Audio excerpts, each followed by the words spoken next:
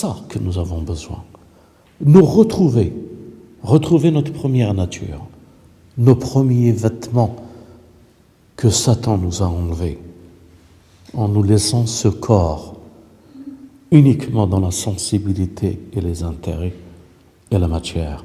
Retrouver notre spiritualité, cette révolution du Coran, de la révélation des prophètes, que nous tous nous en témoignons. C'est ça le Coran que nous voulons lire. Alors, quand on cherche à le lire, nous nous interrogeons surtout les histoires. Pourquoi l'histoire de Lot, le peuple de Lot, nous a été révélée? C'est pour nous apprendre tout simplement qu'un jour, nous allons vivre cette histoire qui est dans le Coran. Pourquoi Dieu nous parle des Banu Israël avec Pharaon? C'est parce qu'il est en train de nous dire qu'un jour, nous allons vivre l'histoire des Banu Israël et de Pharaon et du Samaritain et du miracle de la main, si je peux dire miracle, et le bâton. C'est pour nous apprendre comment vivre avec Khidr. Et l'histoire de Khidr et de Moïse. Quelqu'un qui croyait avoir la science parfaite, qui était Moïse, alors qu'il vient d'apprendre qu'il existait plus que lui et qu'il voulait le rencontrer. L'Ajl, il n'a pas été patient pour le lieu du rendez-vous. Au lieu d'aller au lieu de rendez-vous et être patient jusqu'à ce qu'il vienne, non, il expliqua que tu ne pourras pas être patient. Cette patience, Khidr le savait que Moïse ne pouvait pas être patient. Pourquoi? Parce qu'il n'avait pas la science. Donc, lorsque vous lisez ça, la patience et la science, tout de suite vous l'oubliez dans la lecture du Coran et vous passez aux histoires. Il casse un bateau, il tue un enfant. Et qu'est-ce qu'il fait après? Il construit un mur pour les orphelins. Et à chaque fois, Moïse n'est pas patient. Il n'a pas été patient au rendez-vous. Il n'a pas été patient pour le bateau. Il n'a pas été patient pour l'enfant. Il n'a pas été patient pour le mur. Et là, Khidr lui dit maintenant, il est venu le temps pour qu'on se sépare, mais je vais te dire ces histoires. Et quand il lui a raconté ces histoires et leur signification, le messager de Dieu disait, si Moïse était patient, qu'est-ce qu'on aurait appris encore avec Khidr? Restons dans le terme passion. Je ne sais pas si vous l'avez remarqué. La patience, Khidr l'a alignée avec la science. Patience et science, c'est les mots-clés de la richesse. Dans tout son étendue, si vous avez la patience, c'est parce que vous avez la science. Si vous avez la science, vous êtes patient. Dieu dit qu'il est avec les patients. Donc, Dieu est la science de toutes choses, est connaissance de toutes choses. Mais pourquoi cette histoire pour nous? Premièrement, on comprend que la patience est la clé de la science et la science la clé de la patience. Mais pourquoi cette histoire pour nous? Eh bien parce que tout simplement, nous sommes tous des Moïse. Et dans tous les événements qui nous arrivent, on ne comprend pas cela. Et on dit pourquoi ça nous arrive? Parce que nous n'avons pas la science de ce que nous voyons. Je donne un exemple tout simple. Pourquoi cette domination des barbares de l'US Israël à travers le monde et de ce dégel? Pourquoi les musulmans doivent-ils souffrir? Les chrétiens et juifs authentiques doivent-ils souffrir? Vous comprenez? On aurait pu dire pourquoi si on n'avait pas la science. Et on dit pourquoi, parce qu'on n'a pas la science. Donc l'histoire de Moïse, c'est notre histoire devant le destin que Dieu a établi pour nous. La confiance que nous devons lui faire, lui rendre à Dieu, en quoi que ce soit qui peut arriver. Nous devons continuer ce voyage sur cette terre, quel qu'il en soit le prix que nous payons ou que nous vivons. C'est dans la science qu'il nous demande de lire ce livre pour pouvoir patienter. C'est à travers la lecture, comprendre le Coran. C'est comment le comprendre, pourquoi les Banu Israël sont tellement cités dans le Coran. Pourquoi? La lecture et la science du livre nous apprend à marcher dans la vision de ce qu'il a été révélé. L'histoire de Dhul Qarnayn. Pourquoi, après l'histoire de Moïse et de Haïdar, tout de suite Dhul Qarnayn? Pourquoi, mes frères et sœurs, Dieu dit pour Haïdar qu'il lui a donné une science, la ilm duni, une science innée? Et ça, vous devez bien réfléchir, innée.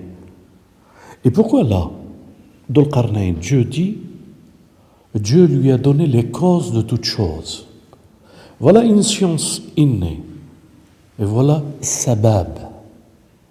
Sabab li kulli shay. Dieu lui a donné les causes de toutes choses. Les causes de toutes choses deviennent entre les mains de Dhul Qarnayn. C'est parce qu'ils sont entre ses mains, wa taba'a sabab, et il a suivi les causes dans chaque voyage qu'il a fait.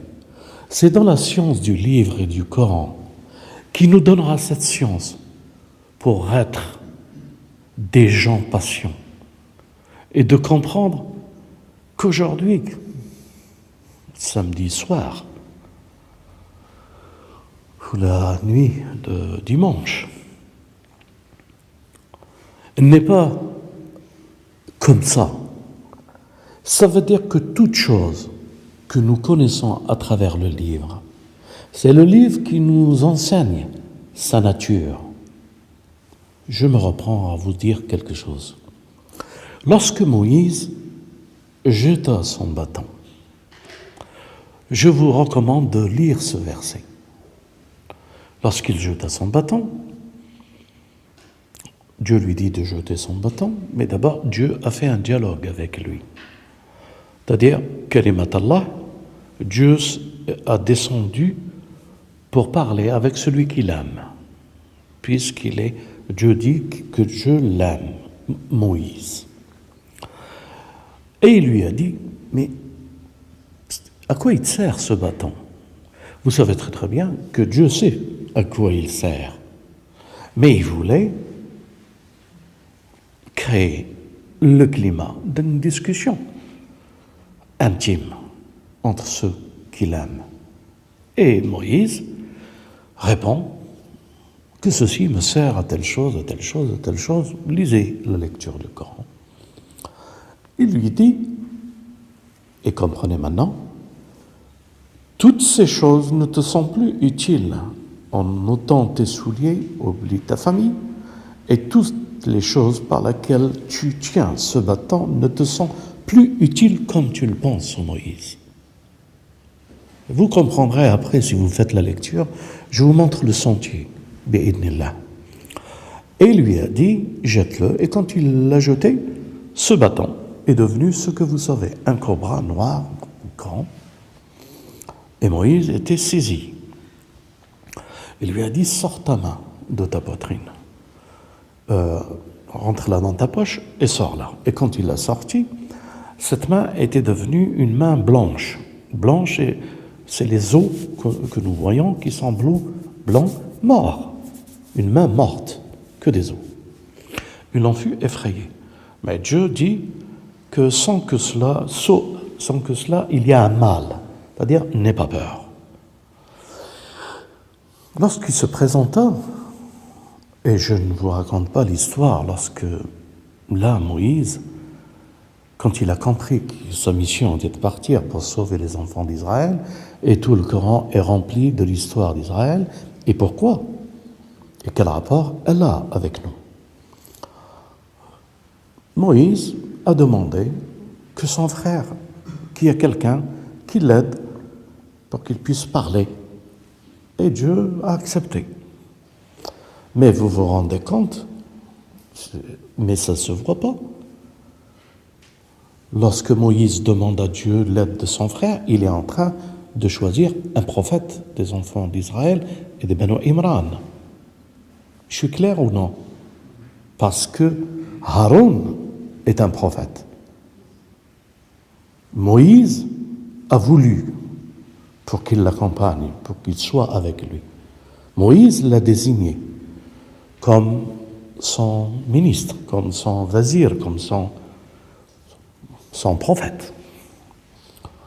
Rien qu'à cette lecture-là, vous comprenez que Dieu donne tout ce que Moïse réclame. Il lui accorde tout et lui dit « Va chercher les enfants d'Israël ». Lorsqu'il arrive devant Pharaon, Pharaon savait qui il était. Et là, Moïse est venu, non pas pour prêcher la Bible à Pharaon, non pas pour lui dire autre chose que de lui faire un défi. Et lui faire un défi, c'est lui montrer la mort. Je suis clair? Que les eaux, il a compris que c'est la guerre entre lui et ce Dieu de Moïse. Alors il lui dit, mais qui est ton Dieu? Je voudrais que vous lisiez ça. Mais faites attention. Parce que la lecture du livre avec ces images ne montre pas ce qui est caché dans la vision de la science et de la patience. Gardez dans l'esprit non pas les images, et les images parlent énormément, mais le défi. C'est-à-dire que toute société où nous devons être confrontés à un esclavage de masse,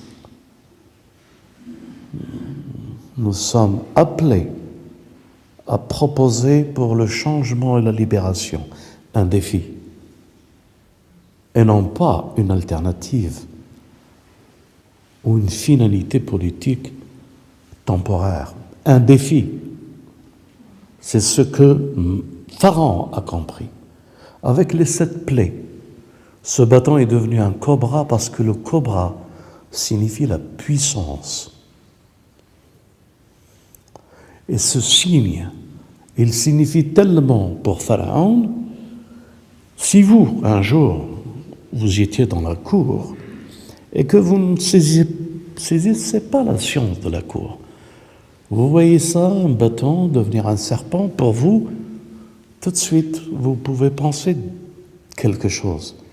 Mais Pharaon, lui, non, il comprend. Parce que c'est le langage que Dieu a choisi pour lui faire comprendre quelque chose. La libération du peuple des enfants d'Israël.